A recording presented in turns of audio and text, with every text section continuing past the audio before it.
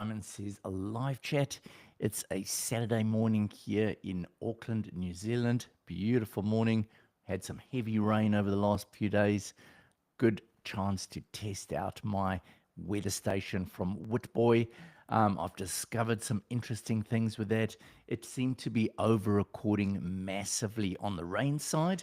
It in the past 20 or 12, 24 hours, we've had I think about 25 millimeters of rain. It recorded 115 millimeters of rain, which is pretty crazy. So I did a bit of a Google and I found out that there's a setting that you can set, and it's got 5 different levels. So you can set it for really light rain, medium, medium light, medium heavy, and really heavy. And you can go in and you can set a 0 to 1 ratio. So, for example, I worked out that I was getting 5 times too much rain in the form of millimeters recorded on my weather station.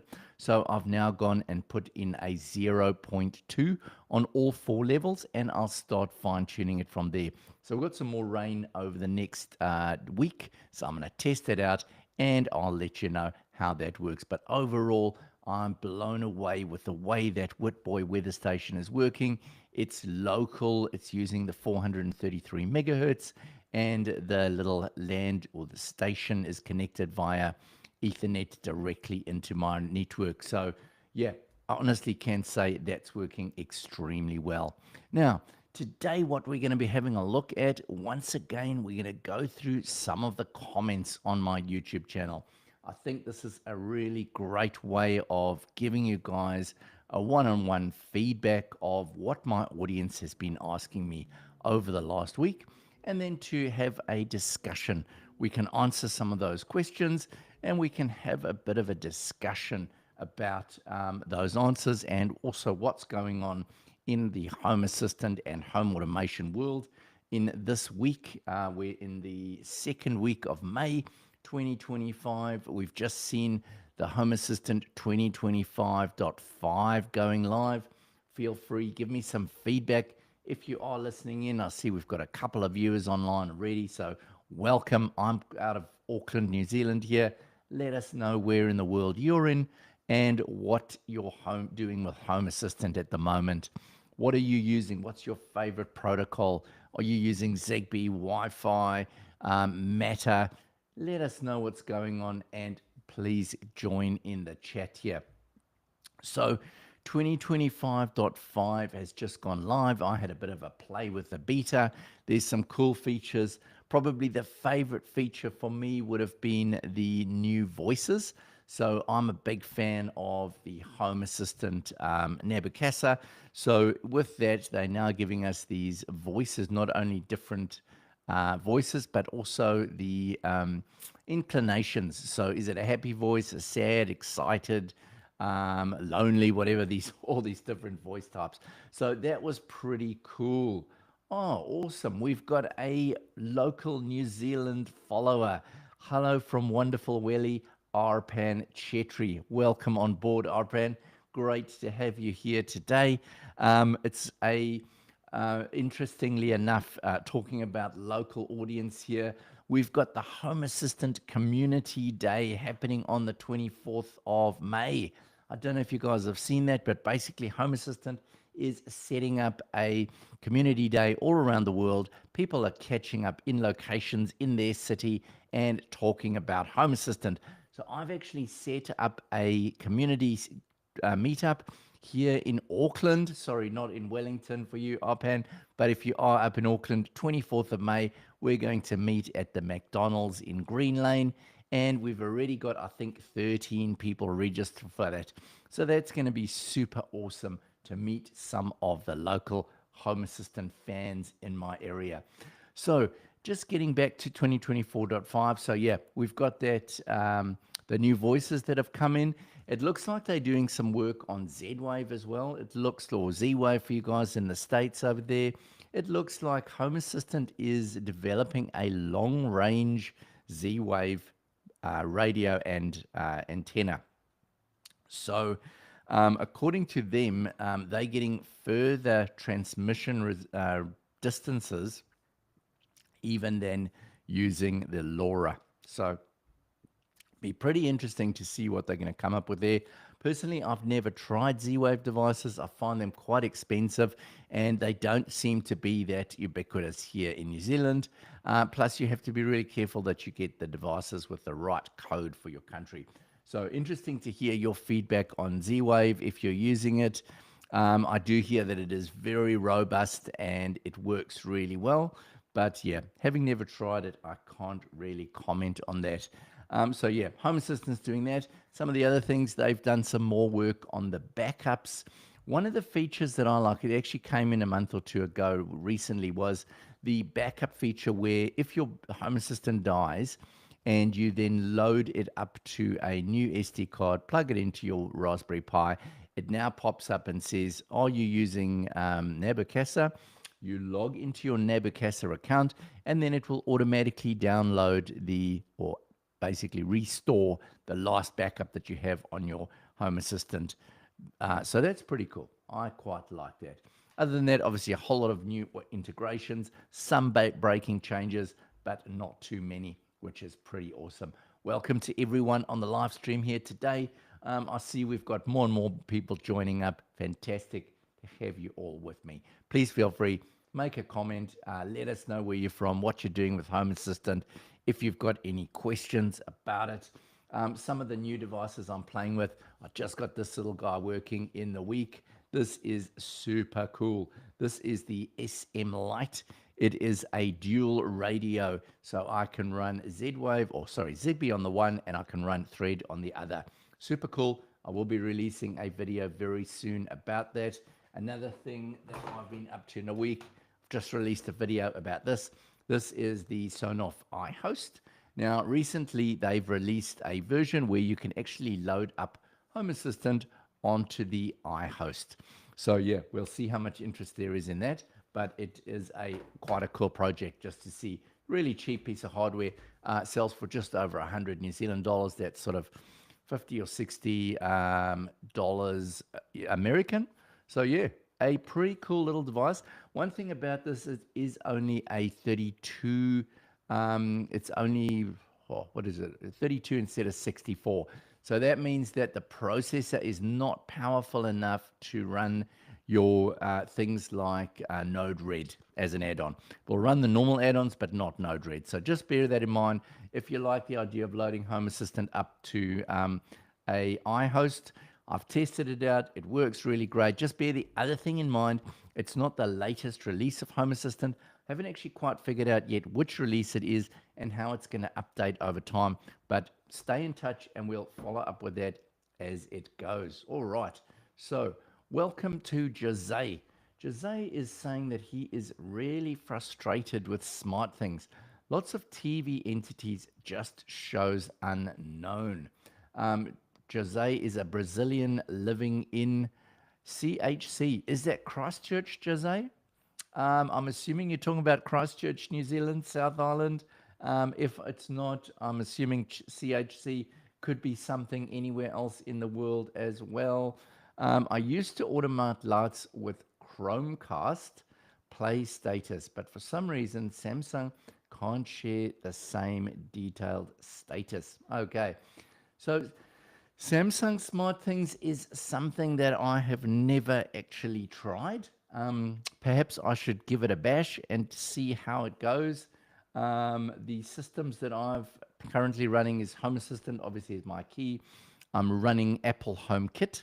And I've got recently, I got what did I get? Oh, another new one. Yeah. Homey Pro, that's the one. Yeah, so those are what I'm running at the moment. Smart Things, unfortunately, I've got no experience with that, Jose. It's hard to try and stay up with all the different systems out there. But, oh yes, Christchurch, oh, fantastic. Well, Jose, perhaps you can host a get-together in Christchurch if you're interested in Home Assistant. It's going to be really fun getting together and talking about home automation. We're going to do a bit of a swap meet as well. So people are going to bring along any home automation devices they're not using anymore and swap with other people. So that's going to be a bit of fun. Bert Hoekstra says, hi there. Thanks for your stream. Awesome, Bert. Thanks so much for tuning in. Please let us know where you're from and what you're running. Are you running Home Assistant? If so, what hardware do you run it on? What protocols do you use? What's your favorite home automation device? And what's your favorite home automation that you're running in your home? Let's hear and let's chat today. All right. So, having a look at what we're talking about today, I've jotted down some of the questions that people have been asking me in the last week on my channel. Questions about home automation and directly focused on the videos that I've loaded up recently. So, the first one we've got here is, why don't they offer a second battery so that one could load one battery while using the other? Now, what this person is talking about is the latest battery doorbell from Reolink. So Reolink, I don't know if you've seen, but Reolink has just become a Works with Home Assistant partner. This is a fantastic program where manufacturers who are really involved with Home Assistant integrations are now going forward and getting certified by Home Assistant and getting listed as Work With. So Reolink has just been listed as one of their partners. Talking about Reolink, I'm just testing this little guy. Well, he's quite a heavy little guy. Is a 4G powered cellular network camera with 2 lenses and a pan tilt zoom. So yeah, Reolink, pretty awesome. And yeah, so they were talking, sorry, I've totally got off track. They were talking there about the Reolink. Okay, let's just go back to the questions here. Jose is saying, here it's a Home Assistant virtual machine running on Proxmox. Nice work, Jose. Virtual machines, something I haven't tried as yet. I'm running my Home Assistant currently on an Odroid device. Apollo, who is another certified Works with Home Assistant manufacturer, they provide a thing called the Odroid. It comes preloaded with Home Assistant, and that's what I'm running on at the moment. So yeah, I do need to actually get onto it and try and run one of these virtual machines at some stage or another. All right. Your lights are a mix of Tasmota and Guy's switches. Awesome. So Tasmota is pretty cool. When I first started flashing ESP32s, Tasmota was one of the things that I really enjoyed. I find it super simple. I enjoy watching DigiBlur's content. He's done a lot of stuff with Tasmota over the years. And also we have our friend Dr. Z's done a lot. He's a friend of the channel too. So Tasmota is cool. Just tell me, Jose, what are Guy's switches? Sorry, I'm not quite sure what you mean by Guy's switches. It'll be interesting to hear. All right. Bert is saying, I'm running a Raspberry Pi 5 and I'm just a starter for about 2 weeks. Well, welcome on board, Bert. Great to have you as part of the Home Assistant community. That is just fantastic. I'm sure you're going to have lots of fun getting to grips with Home Assistant. Raspberry Pi 5 is a great way to get started. I've got my Raspberry Pi somewhere around here. I don't know, it's disappeared, but that's my backup Home Assistant at the moment. And yeah, Pi 5 is it's got lots of power. Have you gone for 2, 4, or 8 gigs? I find it works great with any supply. And one thing that I did do, one of the first things that I would recommend if you've got it running on Raspberry Pi is setting up an SSD storage rather than relying on your SD card. SD cards can burn out and be really frustrating. So yeah, I've got a video if you're interested. If you want to do it, super simple to add an SSD. Will give you faster performance, easy backups, and everything. But yeah, great to hear that you are a newbie, and yeah, enjoy it. It's a great journey. Thing about me, I tried some other systems recently. I tried Homey Pro. I really like the hardware. I like the fact that they've got every single radio built in there. But what challenged me is the moment I wanted to start doing things is I did my usual Google search, and it just frustrates me. I love the way Home Assistant has got so many people out there that can show you how to do stuff. So yeah, enjoy the community, Bert. They will certainly help you with it. All right. Jose is saying camera and doorbell are Reolink. Oh, fantastic. So you're a big Reolink fan, it looks like. Reolink is awesome. The level of integration they've gone to with Home Assistant is just fantastic. So easy to connect and it just works so well. All right. Ah, okay. Sorry, autocorrect. Yeah, what don't we love autocorrect? So Jose, yeah, Tuya can have its challenges. We've obviously got the new Tuya integration now with Home Assistant. That certainly makes it a lot easier than the old way of using Tuya. But yeah, no, Tuya can have its challenges. It can work well, but sometimes because you've obviously got the cloud and everything, Tuya, it can be challenging. But yeah, good on you for at least getting it up and running. It's a Mo's 4-gang smart switch. Ah, okay, okay. So let's just go back to what you were saying. Let's just read here. Just to answer your previous question, to say yes, I do have Apple TV. I just bought the 4th gen Apple TV. What a fantastic device. I actually need to do a video on that.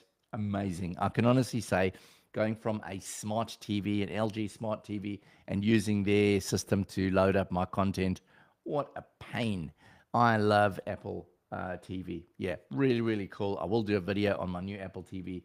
I also have an Apple HomePod, and I use those to connect at the moment to my Matter devices. So my Matter smart blinds are all connecting via the Apple system.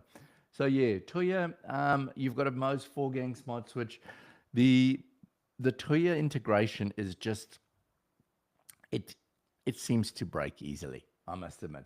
Sometimes it works great, but we can easily have problems with Toya. And I know it's frustrating. They're easy to buy. They're always available. You know, you can go down to the local Bunnings or whatever and pick yourself up a Toya device. There's lots of them available, but we can have challenges with Toya sometimes. Sometimes they work really great, but yeah. So just getting back to that original question that we were talking about, is sorry, I'll jump around a bit, but I really like to get to the comments as soon as possible because that's what I'm here for, is to interact with you guys. That's the whole purpose of these live streams. So getting back to this point, what this viewer was asking was, with these battery powered doorbells, most of them have got a lithium battery built in. And one of the frustrations, and I totally agree, is that the lithium battery is not removable. So you basically have to take the whole doorbell off and then go and charge it up, and it can take a couple of hours. And then while you're doing that, you don't have a doorbell on your front door. So yeah, I agree. A removable battery would be great. I recently tested out the doorbell from Aquara. Now that has 4 triple double A batteries, I think it is. So that's another option. You could put rechargeable batteries in there, but not many of the doorbells seem to have that option whereby you can remove. Okay, so Jose is saying he agrees. Local Tuya helps a lot, but not as stable as Tasmoda and ESP Home. Yeah, totally, Jose. If you can get all your stuff on Tasmoda, ESP Home, another local great one is WLED. Not sure how many of you guys have played with WLED, but another fantastic product that you can, software that you can load up to ESP32s and then control LED strips. Just a lot of fun. Okay. Yeah, so local to you, it's quite a pain to set it up. And once it's going, it's fine. But yeah, let us know, guys, what you think of local to you. Okay. So the next question we've got here. Okay, so this was a question about a Switchbot device. So I've tested out quite a lot of Switchbot devices. Switchbot's got a number of ways of communicating with the network. Okay. Switchbot's primary method for communication was Bluetooth. So they always ran on Bluetooth. And the beauty of that is pretty easy to connect to Home Assistant, provided you've got either a Bluetooth dongle plugged into your Home Assistant, or you've got an ESP, a Bluetooth proxy, one of the ESP32s set up as a Bluetooth proxy. They are super easy to connect. So what happens is the Home Assistant connects directly to the Switchbot device in your home via Bluetooth, And even though you are connecting the device to the Switchbot app on your phone, the actual connection between Home Assistant and the device is through Bluetooth, and it's local. So you don't have to worry about your phone being in the range of the Switchbot. Now, recently, Switchbot is another one that is becoming very closely integrated with Home Assistant. And what they've done now is they've got their hubs. I'm just testing a new hub at the moment. So, yeah, there will be some content coming out on that in the future. But the beauty about the hubs is now that they will communicate with the device. And then what they do is the hubs then share it out via Matter. So you could connect your HomeKit, for example, to the Acquira, it's not Acquira, to the SwitchBot hub, and then that would allow you to communicate. So yeah, SwitchBot, that is the communication protocols that they are using. All right, Bert is saying, I find it a challenge to find devices that work locally. My Ring doorbell doesn't work local. My 2Motion devices don't work local. So before you buy something, be aware what you buy. I'm highlighting it there, Bert, because yeah, I agree with you totally. After having played for just over 3 years with Home Assistant, local is king, without a doubt. And one of the kings of local that I tested out recently was the Third Reality products. Third Reality is a fully Zigbee system. So all their devices are Zigbee. They all connect to Home Assistant really easily. And yeah, so those are one that you can go for. They're super cheap and they work really well with Home Assistant. Plus, the third thing is they run on AAA batteries. So you don't have to be messing around with coin cells. So they last long and really easy to use.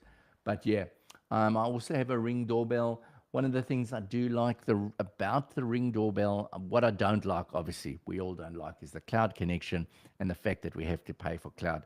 But the thing that I do like about my Ring is that my Ring is looking out of the front from my front door, and it does not pick up the cars going by. It will only pick up if someone walks up to the front door.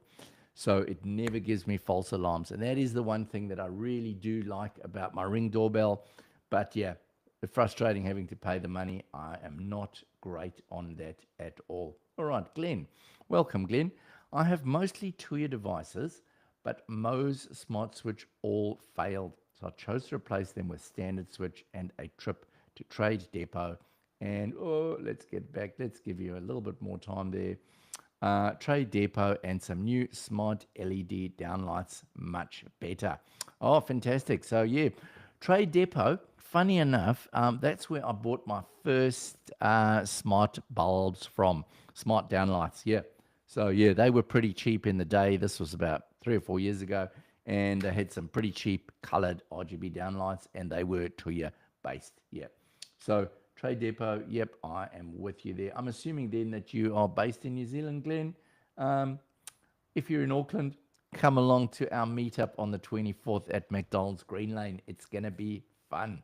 Hey there, Mr. Super Sidewinder. Welcome. You are one of my regular watchers of these live streams. Thank you for all your commitment to the channel. It's always great to have you here.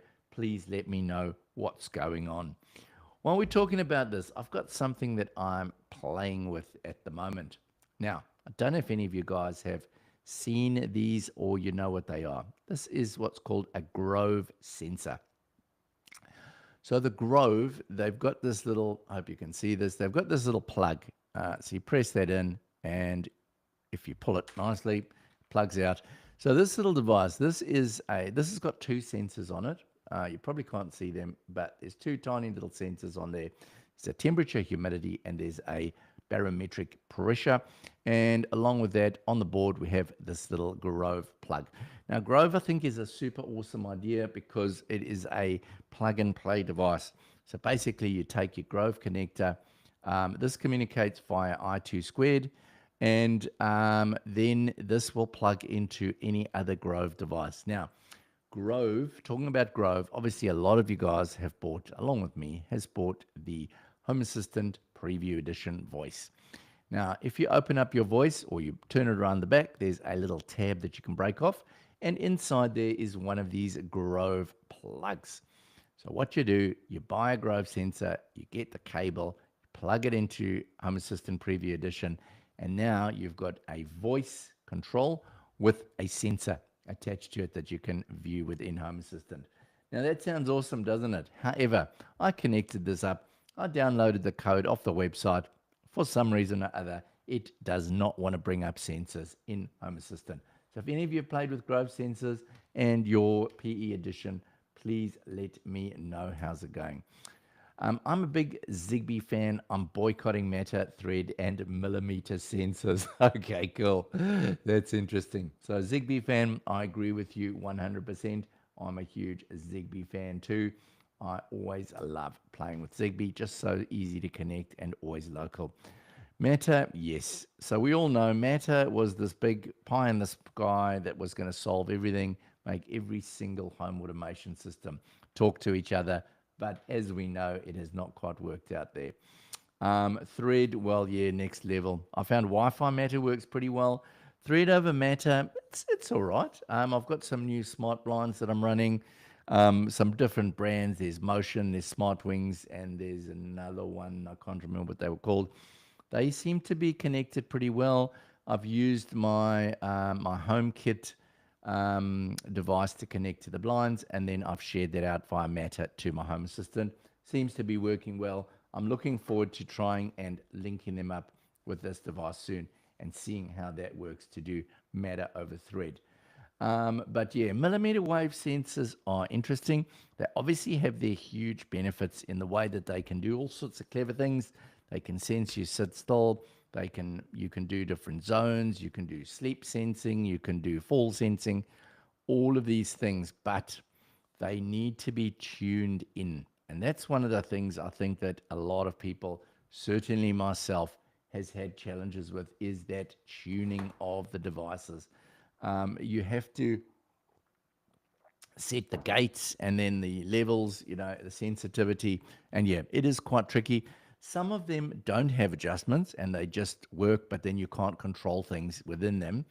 Others do have the controls, and then it's quite tricky. So it's a real mix. I've got a new one coming. I'm finally got an everything presence light on the way to me. Seed Studio sending that. So that's going to be cool. It's one of the millimeter waves that a lot of the audience seems to absolutely love and is playing with. And I've never tried one as yet. So yeah, that should be interesting to give that a bash. All right, welcome Peter from the Netherlands. Hey there, Peter. Peter Pennings. Peter has been running Home Assistant for 5 years. Okay, good. So you're an OG, Peter. Currently on a mini PC, but have been running it on Pis and VMs before. Okay, so mini PC is another one that I have not tried. So to give you feedback, I've run Home Assistant. Obviously, Pi was my first one. That was super cool. Secondly, I ran it on the Odroid. Oh no, secondly was the yellow. I bought a Home Assistant yellow. I went out and I did my first and only ever Kickstarter. And I'm glad that's the one I picked because it arrived and it's an awesome tool. So yeah, I still run that. I did drop it the other day. I seem to have done some damage to it. I can't get the SSD to work anymore, so I plugged in an external one by USB, and it's now working beautifully as well. So that was my second. Then I went to Odroid. I'm currently running on Odroid Apollo Automations Home Assistant. Very, very great. I can honestly recommend my favorite so far. But no, Peter, I've not tried a mini PC. I would be interested to. I believe that the speed of upgrades and stuff is just fantastic on a mini PC and VM as well. Never tried that, but I will have to get into that at some stages. All right, far too many health concerns with millimeter waves. Yeah, certainly something to consider. You are pushing radar waves out into your vicinity. So yeah, who knows where all these waves are going and what they are doing to us. We do have so many devices pushing different waves. So yeah, I do understand where you're coming from with that. Yeah. So stick with your PIRs then if that is going to make you feel happier there. All right. My first Home Assistant was a Docker Compose Hard drive failed. Now running HOS on a slim PC. Yeah, it seems to be super popular. I've watched a few people talking about loading it on a PC, and it seems to be really popular. My only downside would be I think the power consumption of a PC is quite high compared to a Pi or something like that. So interesting to get feedback on what the power running consumption is on a PC. All right. The next question we're going to talk about is honeycomb blinds. All right. So this listener said that I have honeycomb blinds, the so-called top down, bottom up blinds. Okay. Never heard of these before, but yeah, sounds like you're having a bit of a nightmare there. But this is awful with the matter. Okay. So what this person is saying is that they've got the honeycomb blinds, and apparently even though they've got the hub, okay, so I can only see up and down and battery percentage and firmware, but also 3.2.1 and not able to update. No option to set percentage or retrieve percentage. Not an option to calibrate. I'm disappointed. I was the one specifically asking for Matter support. Don't worry, we've all asked for Meta support, and we've all, I think, been a little bit disappointed, to say the least, about Meta. I'm giving it a chance. I've been reasonably happy with Meta over Wi-Fi, and Meta over Thread, honestly, on my smart blinds is working fine now. So I think it's going to take a while. Obviously, when you've got a standard and you're trying to communicate with so many different manufacturers, it is going to be difficult. So let's hold in there and hope that things can improve over time. All right. It's an Acer Aspire, basically laptop tech and very low power. Great. That is awesome to hear. Okay. Peter says the consumption is not much higher than a Pi 5. Oh, fantastic. That is good to hear. Let me know, Peter, what sort of a system you're running on. Super Sidewinder's using an Acer Inspire. Yeah, I think I'll have to look on Trade Me and see if I can find a used mini PC and actually try this out. Do some power and some speed comparisons and all the rest, and see how it goes, because it sounds like I'm missing out on something pretty cool.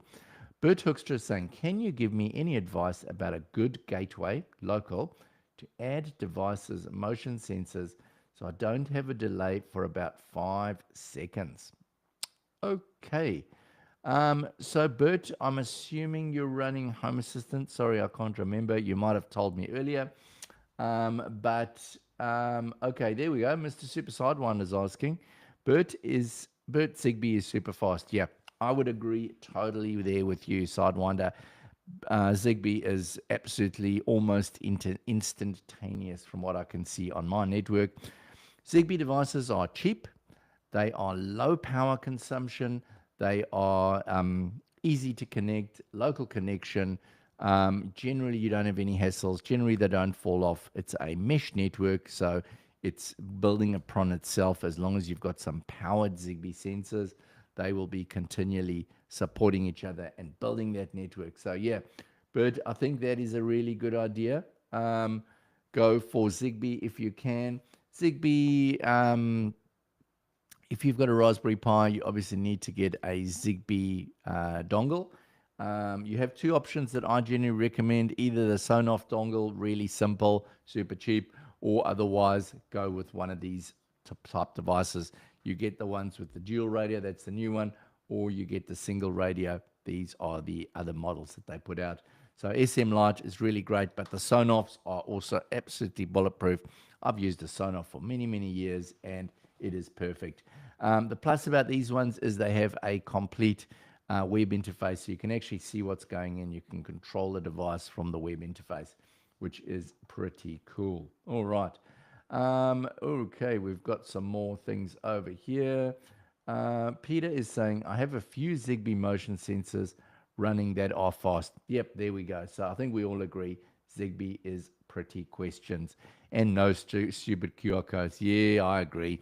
Scanning QR codes is a real pain, isn't it? It's just you're getting your phone out and you're trying to scan it, and it's not reading it. And yeah, I agree. All right, what have we got up next? Bert is saying, that's what I want to buy. The advice but the advice for Homey for 400 euros. Yeah, I know. So Homey Pro, where's mine? Mine's floating around somewhere here. I did get a Homey Pro. I was quite lucky. They did send it for me for free to play around with. And yes, the hardware itself is fantastic. It's got all those Zigbee. It's got the Zigbee radio, Thread radio, Bluetooth, 433 megahertz, Z-Wave, absolutely every radio you can imagine. It's got its own software. Software is pretty cool in a way. Two things that I found challenging about the Homey Pro. The first one is, in order to connect devices, you have to download an, a special, well, within the app, you have to download an integration for every single device that you want to use. So if you're using Reolink, you have to download a Reolink app. If you're using Sonoff, you have to download the Sonoff app.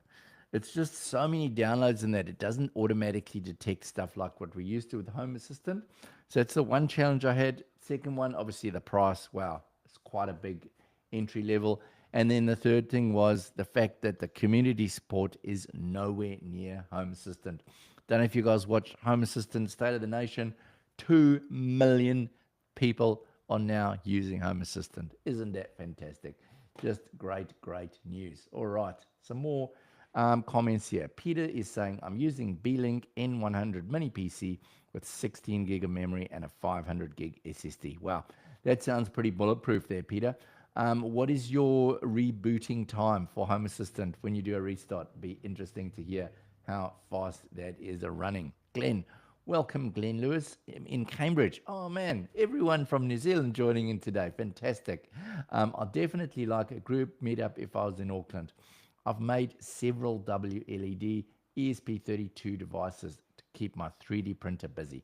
My Zigbee PIR sensors are great.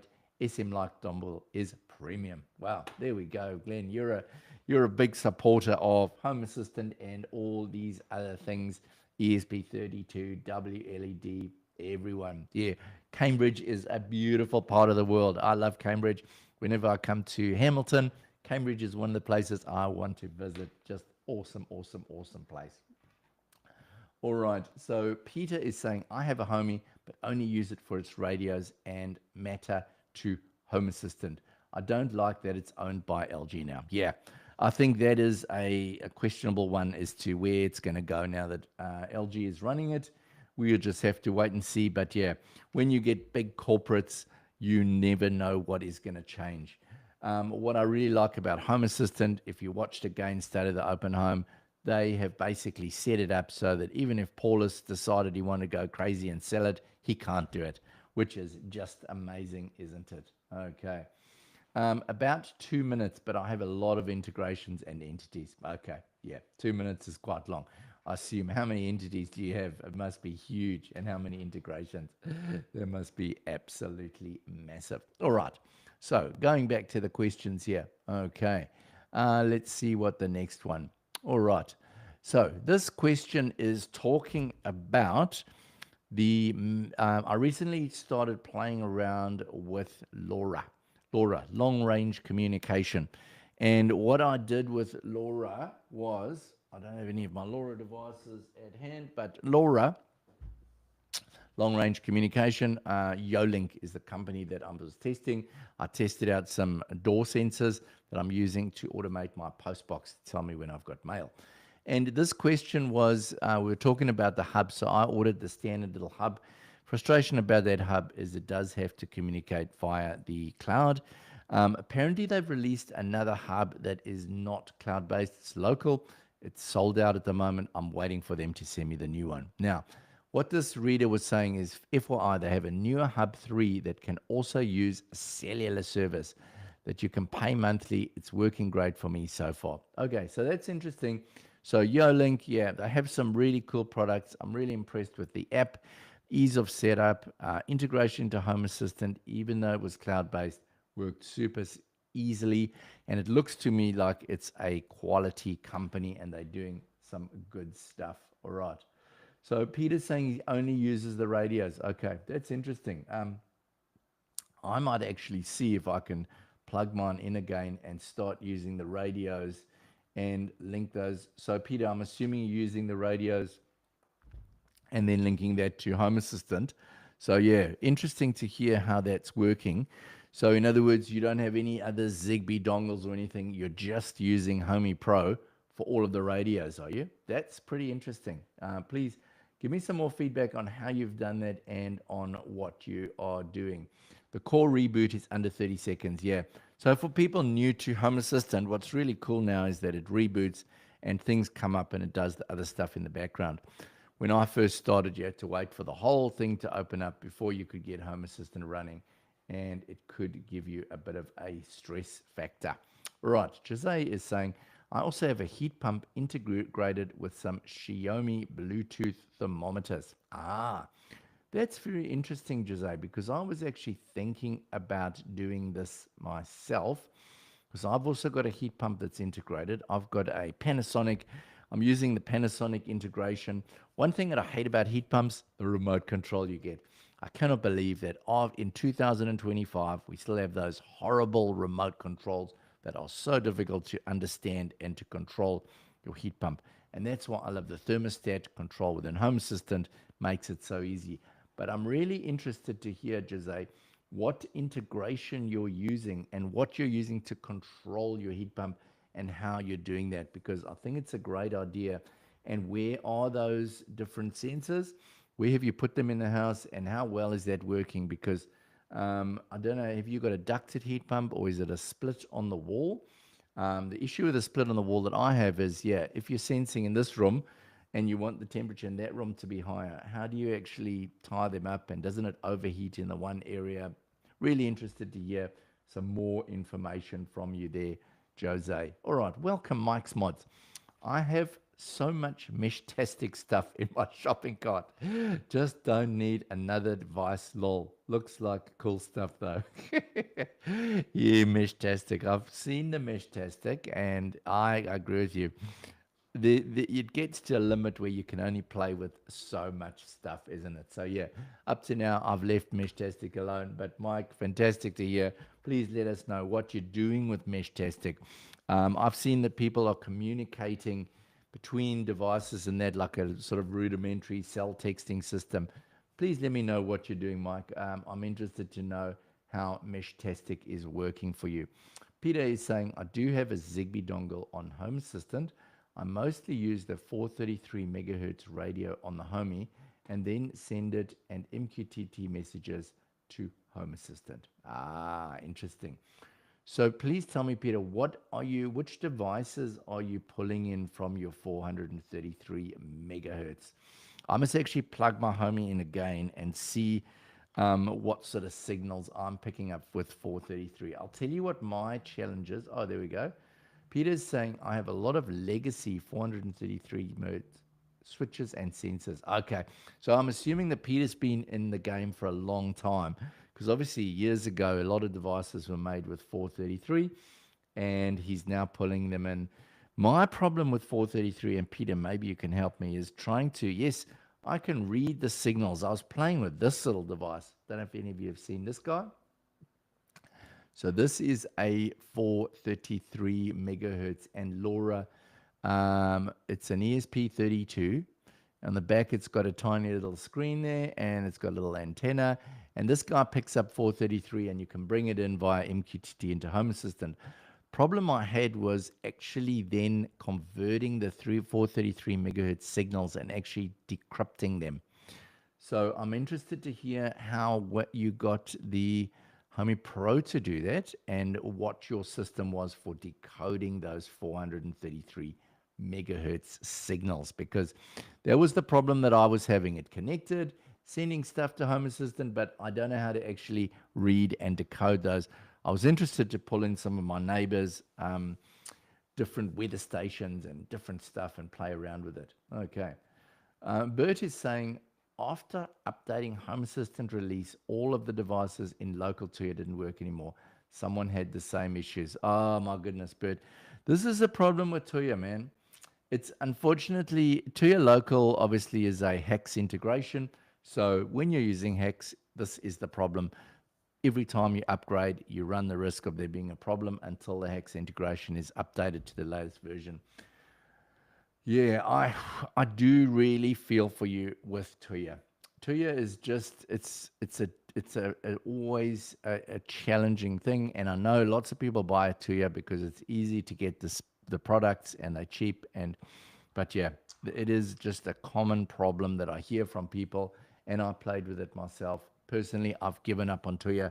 I don't have any Tuya devices in my network at the moment because of this problem. All right. So Glenn is saying, I have a Fujitsu and a Sensibo device to control it, either on its own app or HA via automations. Ah, interesting. So you got a Fujitsu heat pump and you're using a Sensibo. What is a Sensibo? Let me have a look here quickly. Let us see what is a Sensibo.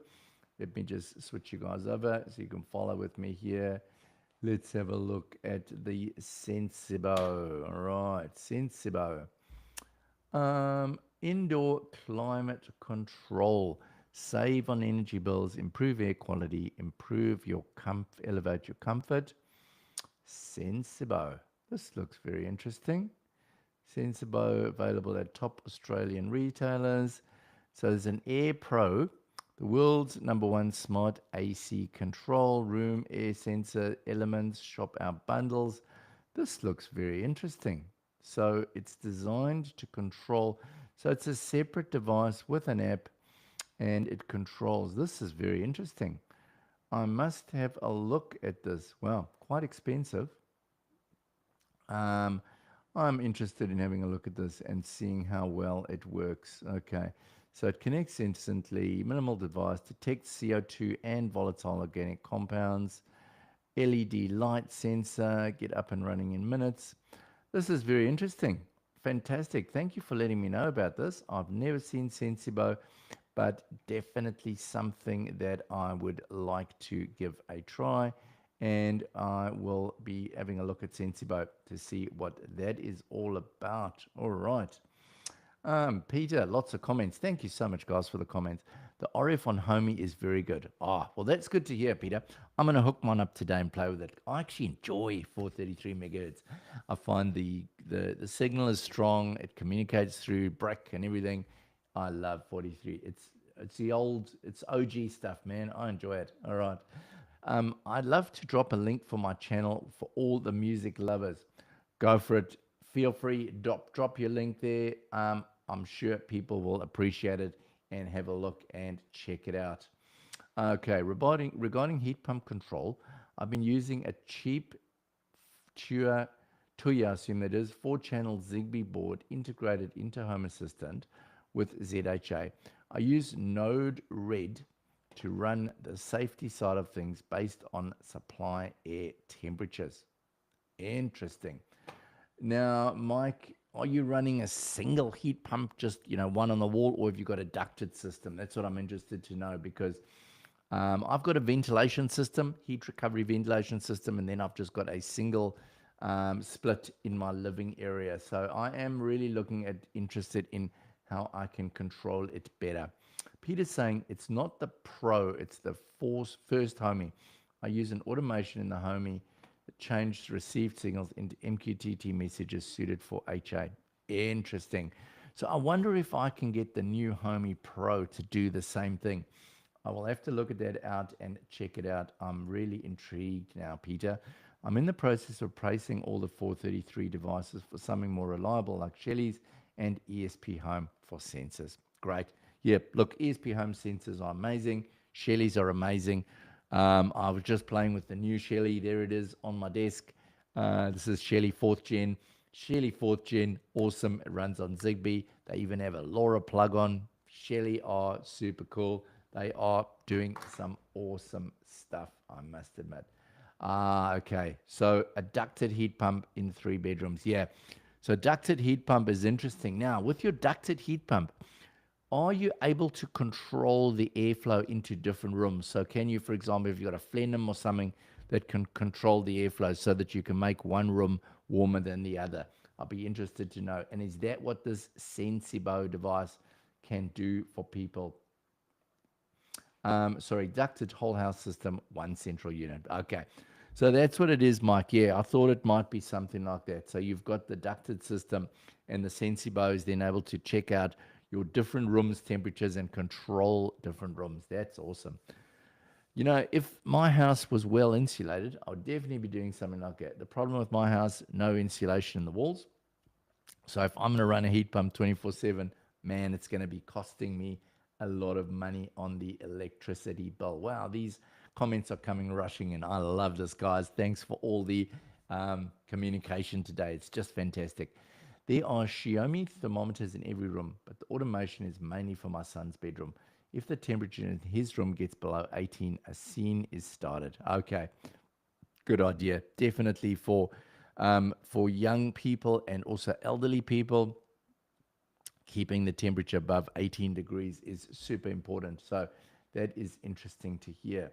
All right, the price of the Sensibo was cheaper than getting the official Wi-Fi module for the heat pump. So it is a simple choice, and the HA integration gives you lots of options. Ah, okay. So your Sensibo is communicating with your heat pump via uh, infrared, and it's then controlling. Okay, that makes sense. Yeah. So mine's a new heat pump. It's a year or two old, and it's got a Wi-Fi module built in. So that's why I'm not needing that. Okay. Unfortunately, there's no zones at my heat pump. Yeah. This is the problem, Jose. Now, I don't know if you watched about 6 months ago. I ordered in a plenum that I could control using a it's just a metal tube with a plenum inside, and it's got a little motor on the side that controls the angle of the plenum. And these were super cheap. I got them off AliExpress, brought them in, opened them up, showed people how they work, and they're pretty easy to control. So that might be something that you could actually integrate it into that ducted heat pump. You can get them in all different diameters. You could maybe buy that and then be able to control the individual rooms. I would be really interested to hear how something like that would work, Jose, because I think having individual control for heat pumps is really important. It's nothing worse than, I know, even at my office at work, my office gets super hot and the rest of the office is cold. It's really, really frustrating. All right. Does the Sensibo give feedback on what's the current status of the heat pump? Yeah, that's a really good question, Jose, because as you say, the heat pump is, one of the things about heat pumps is that you want to have the feedback from what's actually going on inside the heat pump, don't you? You don't want just the pushing stuff to it, but you actually want to have stuff coming back. So, yeah, most of the integrations I know with using infrared only work one way. You can tell it to change the temperature or on off or fan speed, but you don't get any feedback, and that is quite challenging at times. Okay. Looking at some of the other questions that I've had. Okay. Hey there, do you need a home assistant hub? If so, what specifically? I was surprised you need another device for this to work. So, what this person is asking about is recently I did a video about the Home Assistant Preview Edition, the little voice speaker that Home Assistant launched a couple months back, was super popular. I love mine. I think it's an awesome piece of hardware, and I'm really excited to see the way that they're upgrading the software around voice. It's coming a long way. Now, the question was, I'm assuming this person saw this, maybe they're not a Home Assistant user, and they want to know why it doesn't operate on its own. So, yeah, it's the thing with the preview edition is that it's running on an ESP32. ESP32, as far as I understand, does not have the power to be a full voice assistant. You need to actually have it running back to your Raspberry Pi with Home Assistant or whatever in order to actually work. So, yeah, it's not going to work on its own. You do need to link it in to Home Assistant. It's not a standalone device by any means. All right. Here was a question about the Whitboy weather station. Which weather station would you recommend if you don't have a Wi-Fi connection or you need to store the data in the station until you connect a computer via Ethernet cable? Okay, So yeah, this person I'm assuming has got a weather station out in the middle of nowhere. They've got no Wi-Fi, and they want to have a data collection point inside the device, and then plug in something to download it. So I did do a bit of research. I couldn't find anything that operated like that, but the nearest thing and the most way that I would see it working perhaps better was one of two things: either go with a LoRa based system. So there are a couple of them that work with LoRa, so it would give you long range communication. Other option is to go 4G cellular, and there are quite a few of them. I know Whitboy, for example, does one with a cellular modem inside, and then it'll just download your weather data and go for it. You know what I mean? Right, Jose is saying, I'm really interested in this duct control you mentioned. Have you done a video about it? Yes, I certainly have, Jose. What I will do is I will go and find that video, and I will put a link for it in the description in the chat here so that you can check it out here. Let me just find it for you quickly. It was quite a long time ago, so I'm going to have to scroll down here. What I'll do, I'll switch you around so that you guys can see what I'm doing here. All right, so we're going through my Home Assistant, and we're going back to see if we can find this. Let's see if we can find it. So I did this. I found this Flenham. It was on AliExpress. It was super cheap, and I played around with it a bit. Here we go. This is the one. How to automate airflow control in your heating system with ESP Home. So there we go. There's the video. I will open it up, and I will create a. We'll stop the ads here. We will go back, bring you guys back to that page here. You can see me, and I will now drop a link over here to it in the description here. Why can I not paste that?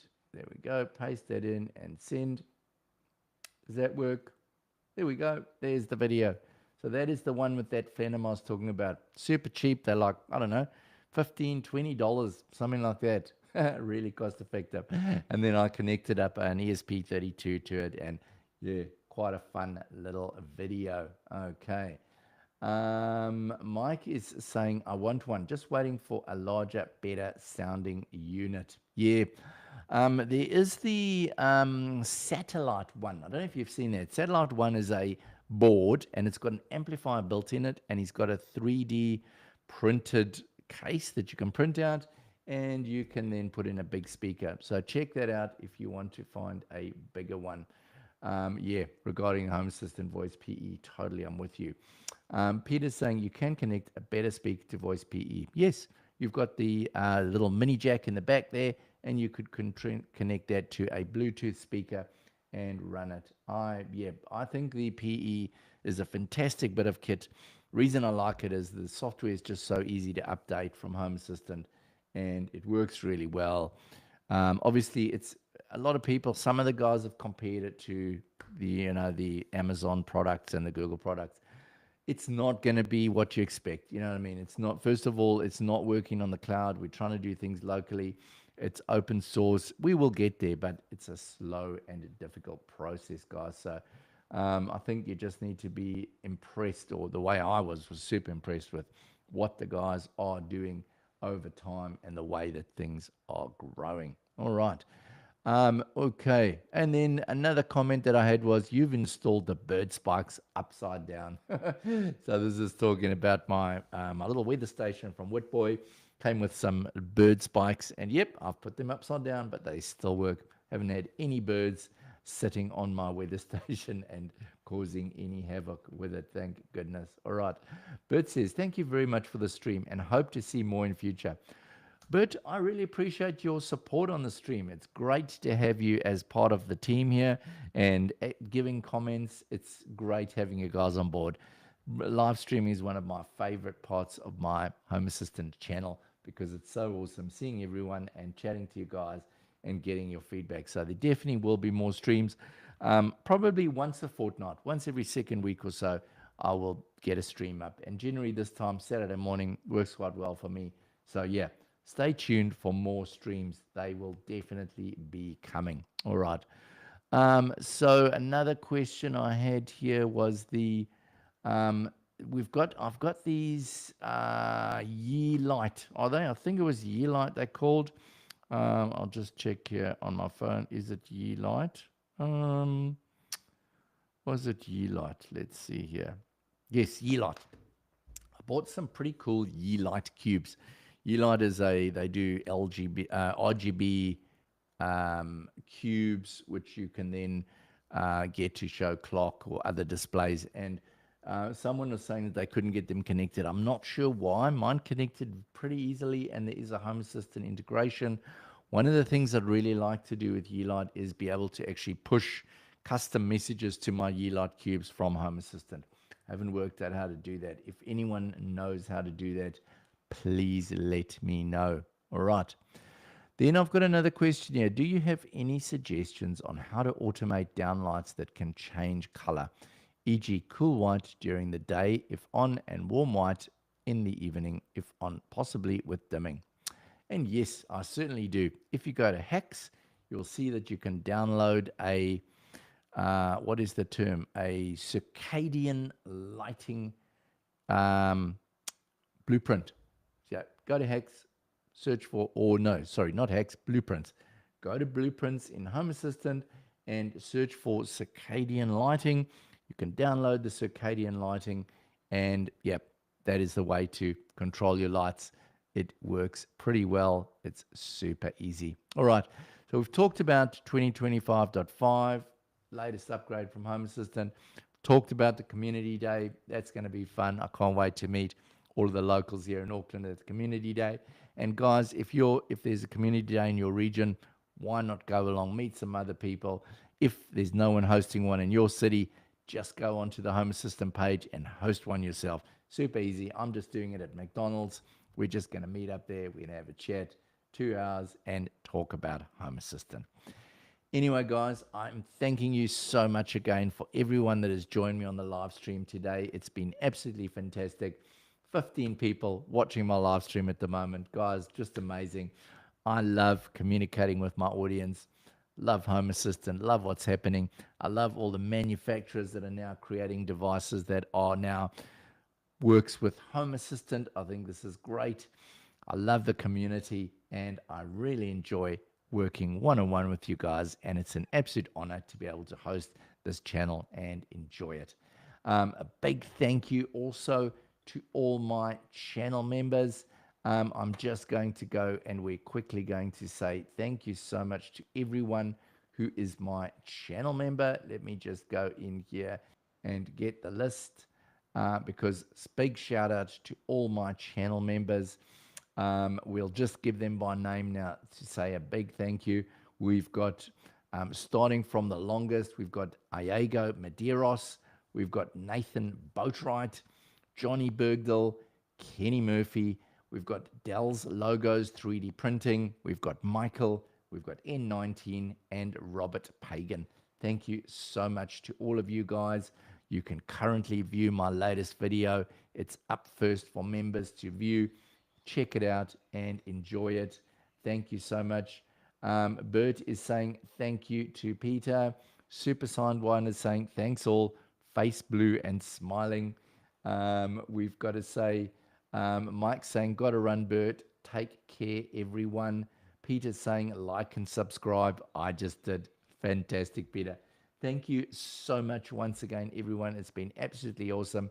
You enjoy your morning or evening wherever you are in the world, and I'll see you again in the next one. Bye for now.